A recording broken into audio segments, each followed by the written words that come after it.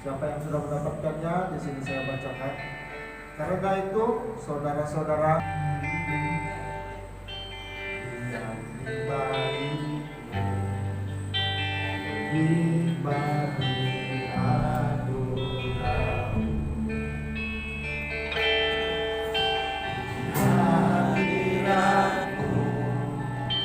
bahagiaku penuh, Yesusku, tak kerinduanku.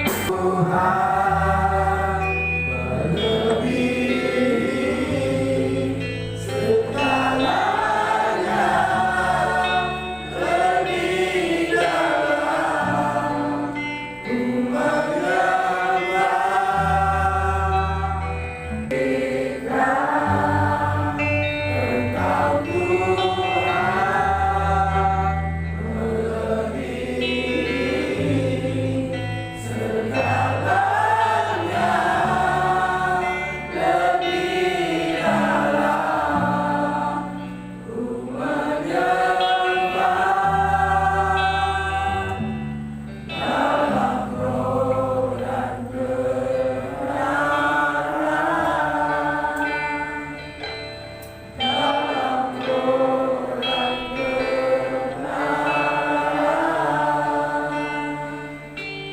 dalam roh dan kebenaran selamanya. Bapa kami yang selama 6 hari ini Tuhan, Engkau telah memimpin kami, Engkau telah memberkati kami, dan Engkau juga memberi kami peluang untuk menikmati napas yang Tuhan berikan kepada kami, sehingga pada saat ini Tuhan kami punya kesempatan untuk berada di ruangan ini Tuhan, karena semuanya bukan kehendak manusia, tapi kehendak Tuhan yang Engkau janjikan kepada setiap orang yang percaya kepada Engkau. Saat ini Tuhan, kami memberi hati kami memberi telinga kami Tuhan, kami memberi mata kami Tuhan, agar apa yang kami dengar pada saat ini Tuhan, kami dapat menikmati dalam hati kami Tuhan. Nama Yesus semua tergantung dikatakan, tapi biar Roh Allah bekerja, berkarya melalui setiap kami Tuhan, agar apa yang kami dengar itu membuatkan kami terus berhasil di hadapan Tuhan, agar kami tidak memandang pada dunia ini, tapi kami hanya memandang Tuhan yang selalu ada untuk kami. Di waktu kami susah, di waktu kami senang, Tuhan tetap bersama-sama dengan kami. Tuhan Yesus kami berdoa, mengucap syukur. Amin. Silakan duduk. Hidupnya selalu bergaul dengan Tuhan, dan dia selalu mendengar suara Tuhan, dan dia tidak pernah membantah-bantah kalau Tuhan menyuruh dia untuk melakukan segala sesuatu. Jadi apa yang dikatakan oleh firman Tuhan di sini, saya ingin membawa tema pada pagi ini adalah taat. Taat. Cara yang sukar kita untuk lakukan, betul tak? Kan? Taat sukar untuk kita lakukan. Kalau kita anak-anak, pernahkah kita taat kepada orang tua kita? Pernahkah? Pernahkah kita mendengar cakap mereka? Hah? Kalau kita kecil-kecil, mesti kita melawan orang tua kita kan? Banyak soalan kita dengan orang tua kita. Tapi apabila kita besar, apakah kita masih mau melawan orang tua kita? Hah? Macam kurang. Berarti melawan juga itu kan? Nah.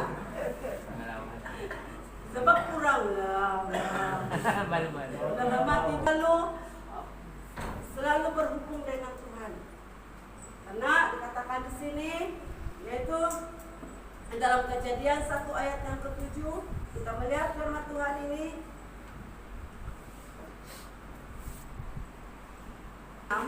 Ayat yang ke-9, dia berkata, inilah Tuhan dan hidupnya tidak pernah bercela bilangnya. Bercela. Jadi apa yang dikatakan di sini, kenapa Batra itu yaitu Nuh dan seisi keluarganya. Di dalam Kejadian 7 ayat yang pertama. Kenapa Tuhan memilih Nuh dan keluarganya? Karena dia melihat Nuh dan keluarganya hidup benar di hadapan Tuhan di antara orang-orang sezamannya. Dan dia berkata di sini dalam firman Tuhan ini ada kenapa Tuhan memilih Nuh? Karena Tuhan melihat bahwa Nuh saja yang hidup benar di hadapan Tuhan, dan Tuhan di hadapan Tuhan di antara orang sezamannya. Karena Nuh hidup bergaul dengan Allah, Nuh sentiasa mendengar dan menuruti apa yang Tuhan beritakan kepada dia, dan dia lakukan. Seperti apa? Seperti Tuhan menyuruh Nuh untuk membuat bata. Di saat itu, di waktu Tuhan menyuruh Nuh membuat bata itu, apakah Nuh melanggar perintahnya? Apakah Nuh tidak mendengar perintah Tuhan itu? Dia mendengar. Dia mendengar apa yang diperintahkan Tuhan kepada Nuh. Lalu Nuh membawa orang-orang zamannya itu, mari kita buat batra. Mendengarkah orang-orang itu? Orang-orang yang tidak percaya kepada Tuhan itu, mereka tidak mendengar. Malahan apa yang mereka katakan, Nuh ini seperti orang gila.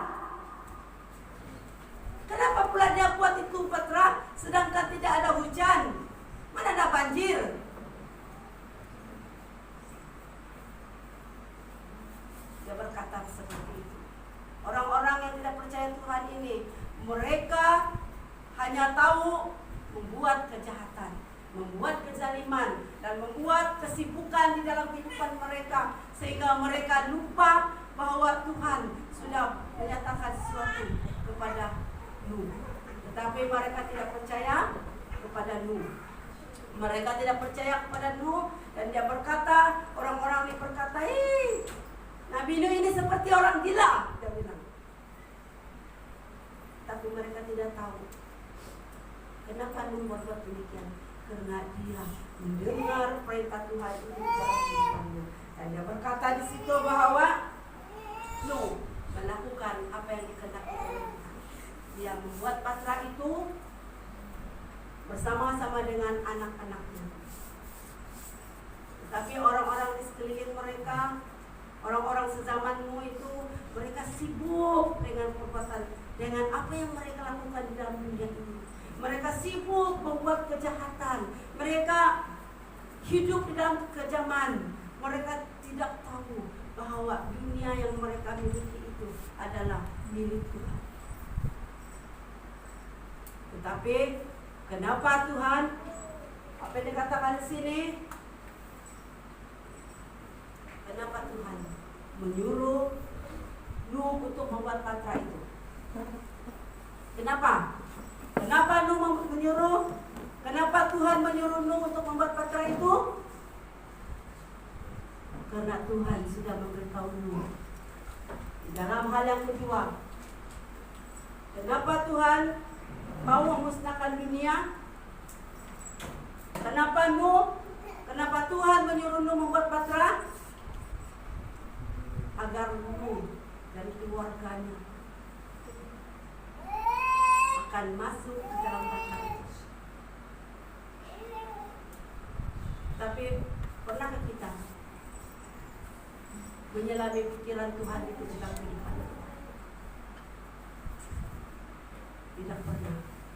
Tidak pernah kita menyadari apa yang Tuhan kehendaki di dalam kita. Apa yang terjadi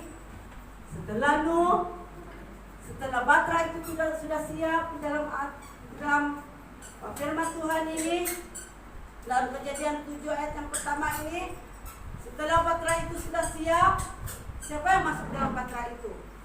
Nuh dan keluarganya dan beberapa binatang yang harus Nuh masukkan ke dalam Batra itu. Nah, dalam hal yang kedua, kenapa Tuhan mau memusnahkan dunia? Saya sudah beritahu tadi, karena Tuhan melihat dunia ini sungguh rusak benar. Sebab semua manusia menjadi dunia ini karena dia melihat orang-orang di dalam dunia zaman Nuh itu, mereka berbuat jahat. Mereka lupa akan janji Tuhan. Mereka tidak sadar bahwa mereka itu milik Tuhan.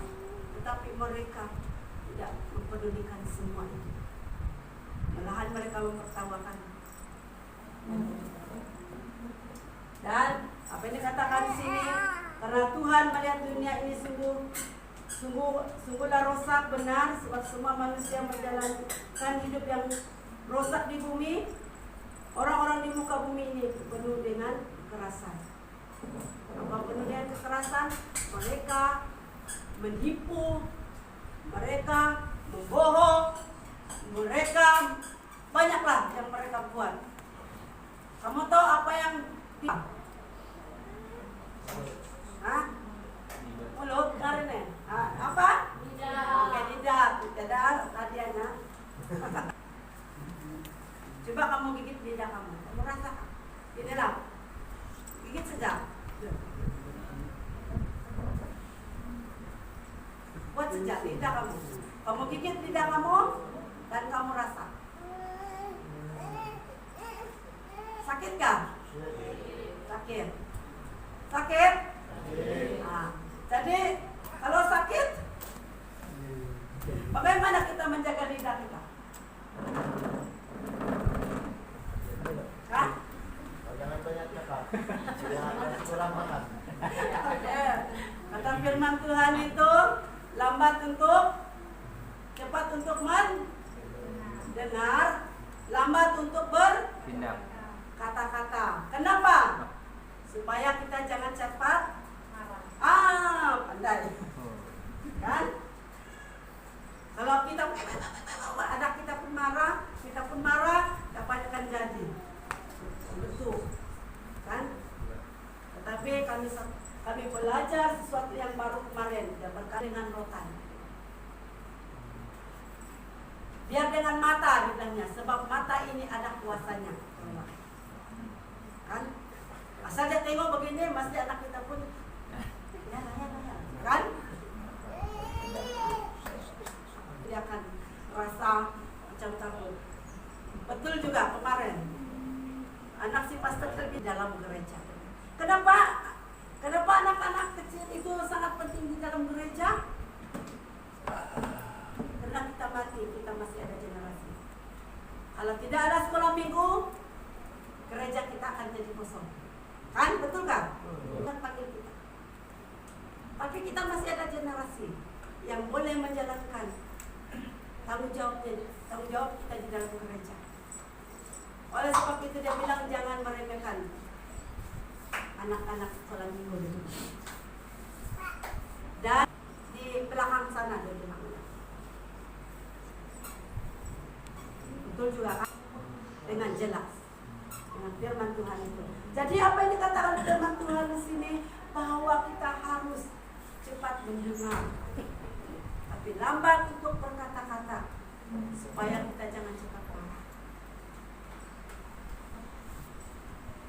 Jadi apa yang dikatakan oleh firman Tuhan di sini, dia sungguh jelas sekali mengatakan kepada kita bahwa apa yang Tuhan lakukan, yaitu Tuhan memutuskan untuk mengakhiri hidup segala makhluk dengan cara memusnahkan mereka bersama-sama dengan bumi melalui air bah. Dia memusnahkan bumi ini dengan air bah. Setelah Batra itu siap, keluarga Nuh masuk ke dalam Batra itu bersama dengan binatang-binatang itu, Tuhan sudah mulai menurunkan hujan. Bayangkanlah, kalau 40 hari 40 malam hujan sudah turun, sedangkan 2 hari sejak hujannya turun sudah banjir itu sungai, betul kan? Apalagi ini 40 hari 40 malam hujannya turun, sudah meliputi bumi ini, gunung-gunung pun tidak sudah dinampak. Apa yang akan terjadi kepada orang-orang yang tidak mendengar suara Tuhan itu?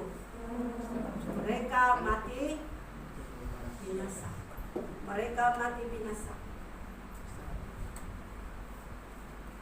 Karena kenapa? Karena perbuatan mereka sendiri. Tidak mendengar perintah Tuhan di dalam kehidupan mereka. Dan apa yang dikatakan di sini dalam hal yang ketiga, perintah Tuhan kepada Nuh setelah air bah, setelah air itu surut,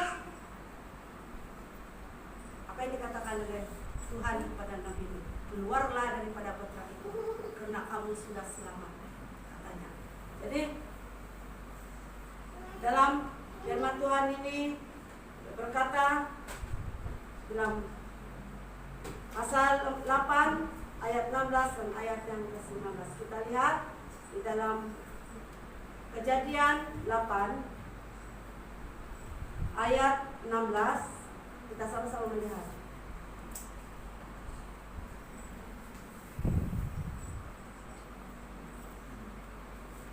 Perintah Tuhan kepada Nuh 8 ayat 16 hingga ayat yang ke-19 menuruti. Dia menurut perintah Tuhan. Dan apa yang dikatakan di sini, setelah mereka keluar daripada Batra itu, apa yang Nuh lakukan? Dia, kata firman Tuhan dalam ayat yang ke-22, dia berkata di sini, dalam ayat yang ke-21, dia berkata di sini, membinasakanlah dunia ini. Dia tidak akan membinasakan lagi bumi ini. Walaupun ada orang jahat dalam bumi ini, tapi Tuhan tidak akan membinasakan lagi mereka. Karena itu adalah janji Tuhan.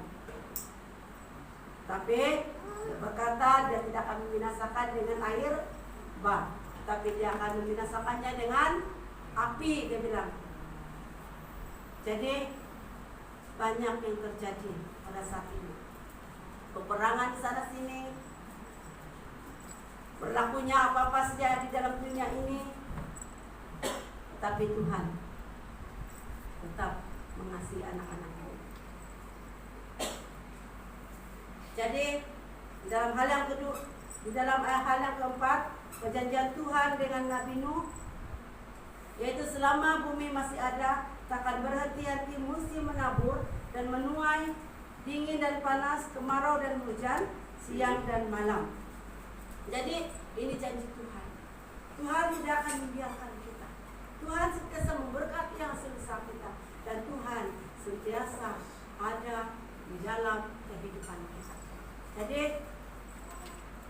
kesimpulan firman Tuhan kita pada pagi ini, selagi kita masih punya kesempatan, kita harus belajar mulai dari sekarang. Kita harus belajar mulai dari sekarang, yaitu kita harus mentaati perintah Tuhan, pertama. Kedua, kita harus hidup bergaul dengan Allah, walaupun dunia tidak senang dengan apa yang kita lakukan di dalam dunia ini. Seperti ini, orang tidak melihatmu, orang tidak senang melihatmu bergaul dengan Tuhan, tapi Nuh tetap mengingati, mentaati setiap firman Tuhan di dalam kehidupan mereka. Dan apa yang dikatakan di sini lagi, yaitu sentiasa mengucap syukur di setiap waktu di dalam kehidupan kita. Apapun yang kita terima, kita harus selalu mengucap syukur kepada Tuhan. Jadi penerapan firman Tuhan kita pada hari ini, belajar untuk taat kepada Tuhan, belajar untuk setia kepada Tuhan, belajar untuk selalu bergaul dengan Tuhan dalam kehidupan kita. Kita tahu dunia ini selalu mengecewakan kita, tapi Tuhan tidak pernah mengecewakan kita. Dia selalu memberi kita hujan kalau kita perlukan hujan. Tuhan selalu memberikan kecukupan kepada kita kalau kita kekurangan. Tuhan sentiasa memberi kita kesehatan kalau kita sakit. Yang penting kita harus selalu ada di hadapan Tuhan. Apapun yang kita alami dalam kehidupan kita, percaya janji Tuhan itu. Mari kita bangkit berdiri, kita berdoa bersama-sama. Apa yang Tuhan suruh kita buat yang baik, itulah yang kita buat baik-baik. Janganlah buat yang tidak baik.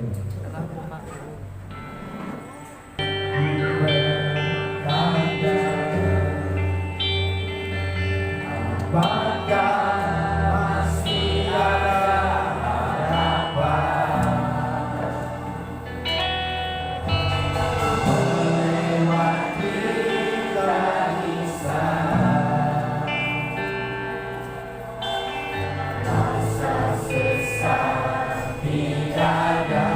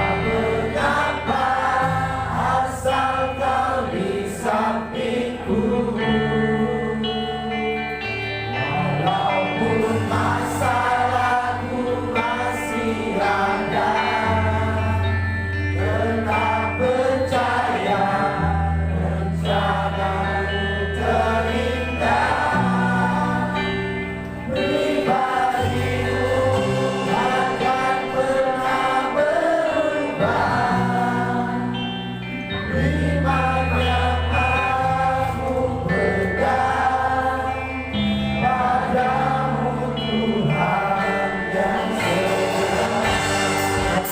Dan ketika masalah kita, Tuhan itu bersabar, Tuhan itu setia.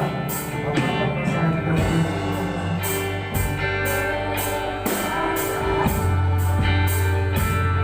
apakah masih ada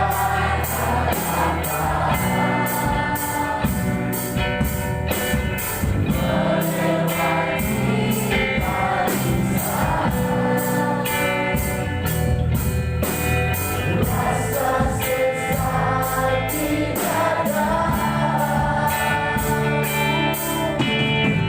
Imanku berkata